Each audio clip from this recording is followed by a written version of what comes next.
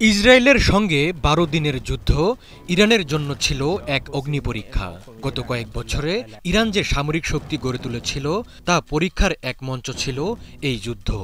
সংকটকালীন মুহূর্তে ইসলামী প্রজাতন্ত্রের নেতৃত্বের দক্ষতা যাচাইয়ের এক বাস্তব ক্ষেত্রে পরিণত হয় এই সংঘাত। এমন কঠিন বাস্তবতায় ইরানের ঢাল হয়ে দাঁড়ান আয়াতুল্লাহ খামেনি। এই সর্বোচ্চ নেতার বিচক্ষণ নেতৃত্ব, তাৎক্ষণিক সিদ্ধান্ত এবং সাহসী অবস্থানের মাধ্যমে ইসরায়েলের বিরুদ্ধে বড় সাফল্য পায় ইরান। গত ১৩ জুন রাতে ইরানে অতর্কিত আগ্রাসন শুরু করে ইসরায়েল। ইরানের পরমাণু কেন্দ্র ও সামরিক ঘাঁটি লক্ষ্য করে চালানো হয় হামলা। হত্যা করা হয় বেশ কয়েকজন শীর্ষ সামরিক কমান্ডার ও পরমাণু বিজ্ঞানীকে। হামলার পরপরই গর্জে ওঠেন আয়াতুল্লাহ খামেনি। হুঁশিয়ারি দিয়ে বলেন, ইরানের জাতীয় নিরাপত্তার উপর আঘাতের কঠোর জবাব দেওয়া হবে।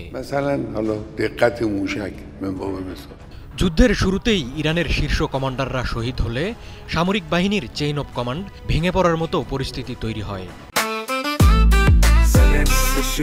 জেনেক্সে শিফট করো, লাইফকে লিফট করো। তবে ইরান সেখানে দেখায় ব্যতিক্রমধর্মী দৃঢ়তা। আয়াতুল্লাহ খামেনি দ্রুত বিকল্প কমান্ড কাঠামো গড়ে তোলেন। তিনি নতুন কমান্ডারদের নাম ঘোষণা করেন, তাদের কি করতে হবে তা জানিয়ে দেন।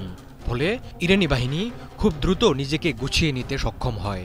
মাত্র কয়েক ঘন্টার মধ্যে ইরানি বাহিনী নিজেদের সংগঠিত করে চালায় পাল্টা আক্রমণ।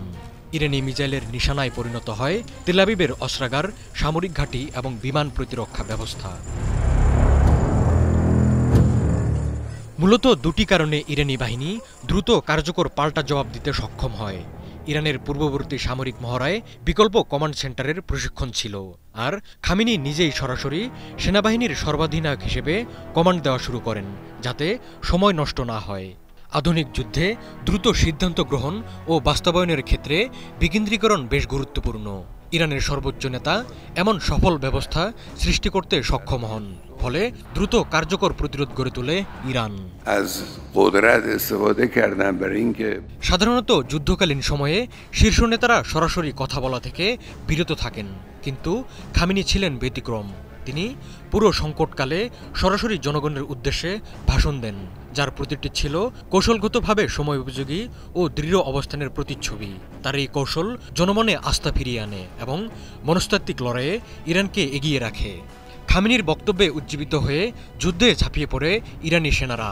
চূড়ান্ত পর্যায়ে যুদ্ধবিরতির নামে আত্মসমর্পণের আহ্বান প্রত্যাখ্যান করেন খামেনি, যা ছিল বিদেশি প্রচারণার বিরুদ্ধে একটি শক্ত বার্তা। আয়াতুল্লাহ খামেনির নেতৃত্ব প্রতিটি স্তরে দক্ষতার পরিচয় দিয়েছে।